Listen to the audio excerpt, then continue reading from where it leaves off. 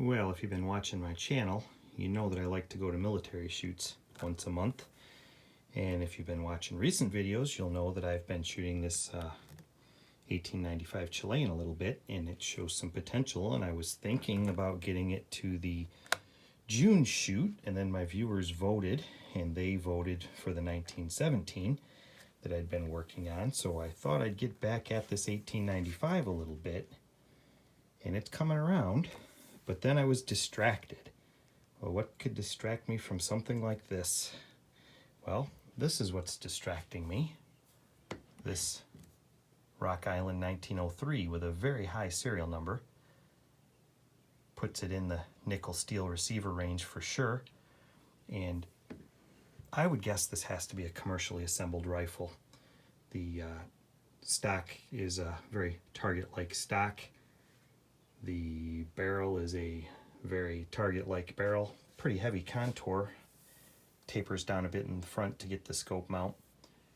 Very typical of 1903s that are for shooting out of bags. It shoots like I go to, and I think this one's going to be a good candidate.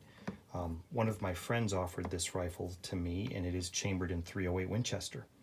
It's got a Lyman, I believe this is a 48C rear sight, peep, adjustment knobs, target sight. These are, I believe, a half MOA per click, if I've read correctly. And then also it's a Lyman globe on the front. I'll lay that down here and I can show you the writing on the side here in a minute once we get the Chilean out of the way. But the rifle shows some evidence of some bedding work. You can see it's got a line of some sort of bedding compound all along the action here and down this way, other side as well.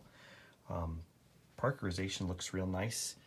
The stock is still in a military style with a, looks like a 03A3 or 03A4 handguard, and then just comes past the retaining ring there and the swivel, and then the bottom comes forward a little bit more, a little different treatment than I've seen on most. And when I first saw it, the color and the fit and finish, I thought something like James River or something along those lines. Nice steel butt plate with the aggressive checkering on it.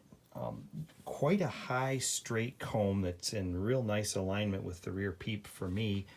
Rather thick and in the wrist here, fills my palm real nicely holding it. I like the feel of the stock a lot.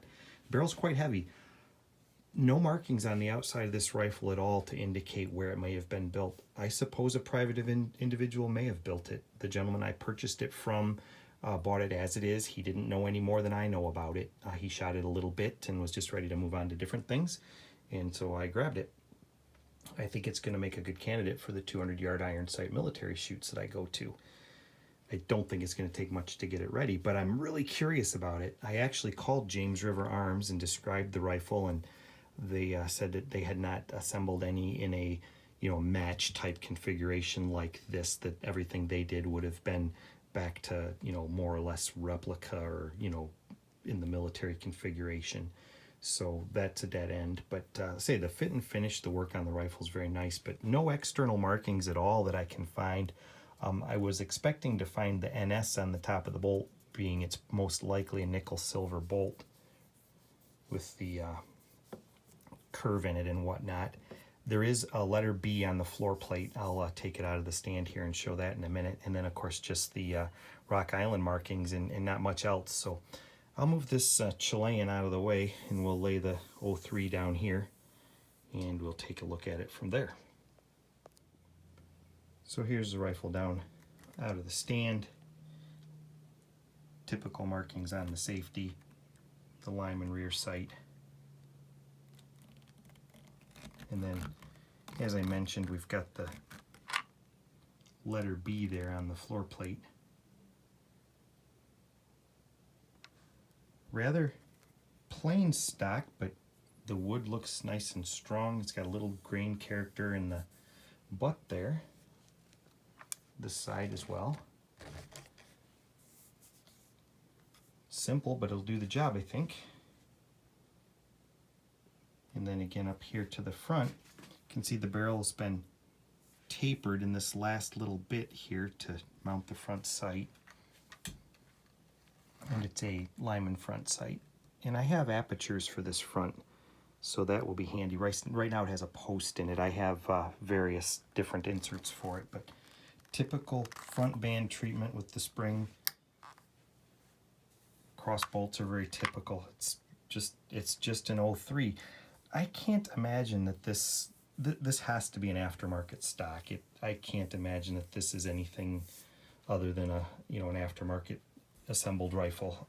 Who knows with that high of a serial number what it really was. It may have never been a complete military rifle. It may have been parts from the beginning. It may have lived a different life and came back to life in this setup. I don't know.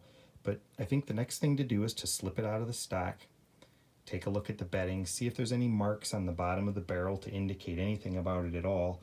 The person I bought it from has fired it, and it is a 308. I have run some 308 snap caps through it. It has a very nice trigger pull. I'm guessing it has to have some work done to the trigger to get that level of performance out of it. So we'll take a look at it and see if there's anything to learn on the inside. So I'll get it out of the stock and then I'll check back in. Well, I've slipped off the front band and the bottom metal, and if we look in here, you can see that the bottom metal has been bedded. Looks like there is a metal sleeve in there, so it's got a, kind of sort of a pillar. It'll be interesting to see what the top looks like, but that's been bedded in nicely there, and also up here in the front. That's good to see. There's some attention paid. Nice inletting for the action on the bottom for the floor metal and stuff. Let's take this, and I may have to set the camera down here to get the action out. I'll go ahead and do that. I'll set the camera down and I'll lift the action out and bring you back on. Well, I'd say that's a satisfactory bedding job. Nicely done along both rails of the receiver. Nicely done in the rear tang area. Very nice inletting in the stock. Like I say, I have no idea what this stock really is. I don't, it seems much thicker in this area than any military stock that I've handled on a 03. But I'm sure there's variants that I don't know about, but I would think that this has to be some kind of a commercial stock, a replacement of some sort. But it is very nicely done. The bedding's very nicely done. I'm impressed with that. I don't know what it is. It is dark. It might be a metal-filled epoxy of some sort. Nice skim coat of it there along the rails and things. I'm very impressed with that.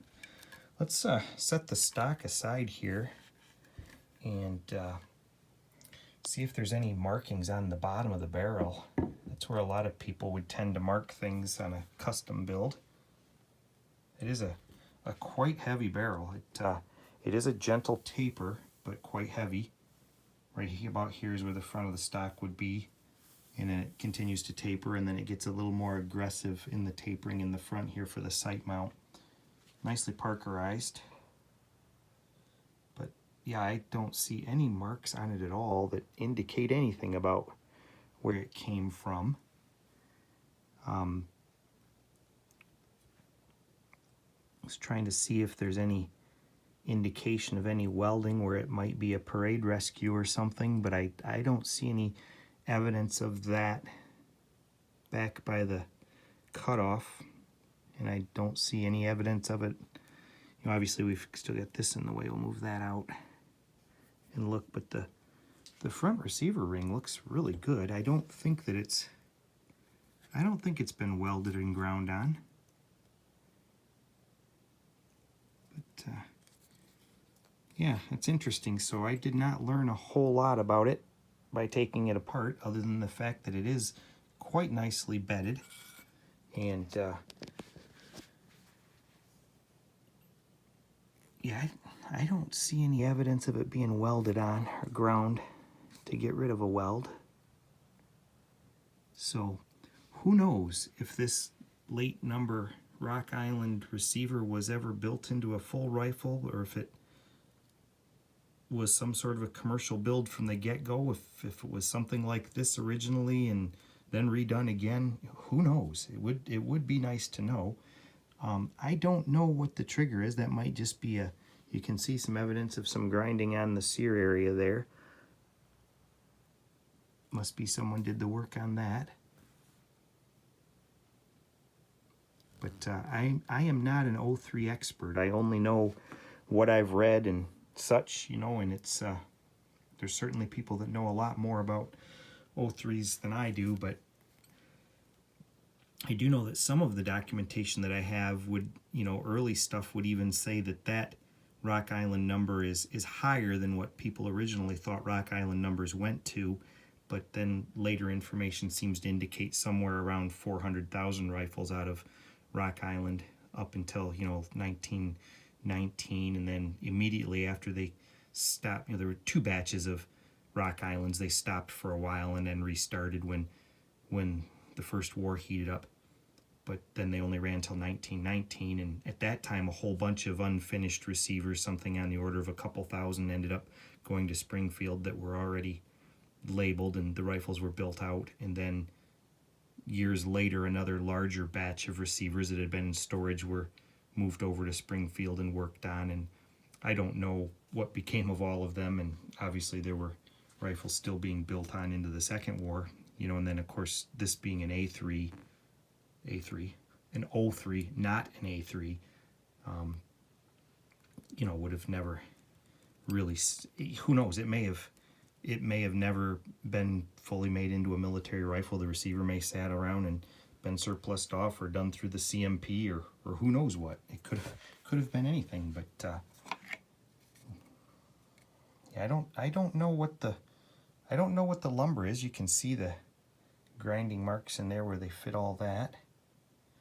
I suppose this could have been, you know, an individual craftsman's work, you know, someone not much different than me that does their own things, but I thought it definitely had a flavor of a commercial build, but I could be wrong. It could just be something that someone put together to do the same kind of shooting that I do, and I think it's going to work real well for that. So I'm going to take another look at that bedding. I'm very impressed with how that bedding looks. Nice thin skim coat all along. A lot of care was taken. Very neatly done. Nicely bedded down on the recoil lug there. And really picked up the machining marks from the receiver. So what I plan to do with this is I'll just give it a quick cleanup and wipe down. I've looked down the bore. I haven't bore scoped or anything like that. I don't think it's been shot very much, but you know, we'll definitely patch it out a little bit, take a look at that. What I'd like to do is I'd like to measure the twist, get an idea what the chamber's like. I'll size some brass and see how it fits in there, and put together some starting rounds, probably 150, 155 grain bullet, and somewhere around 42 grains at 40-64 or reloader 15 or something, and just to get a baseline on it and see what it does, chrono it a little bit, and try to figure out what this barrel might like. Once I know the twist, I would guess it's either somewhere around 1 in 12 or maybe 1 in 10, depending on, you know, whose taste it was. But I'm thinking that for my 200-yard shooting, I'll probably stick with 150s, 155s, and go from there. I like the way the stock fits. I think that's going to be real good. So we'll a little bit of cleanup work, take a look at the bore, check the twist, see what we've got, and come up with some starting loads and get a baseline on it. Hopefully get it out to the range here in the next few days. I've got another silhouette shoot this weekend, so I don't know if this one's going to hit the range this week, but it might. I'm kind of excited about it. I've got a couple, I got like, say, silhouette next week, then a week off, and then I think it's military shoot again. So I've got either 2 or 3 weeks. I'll have to look at the calendar and see when the next one is. So I'd like to get this one to the next shoot, and we'll see how that goes. Thanks everybody for watching.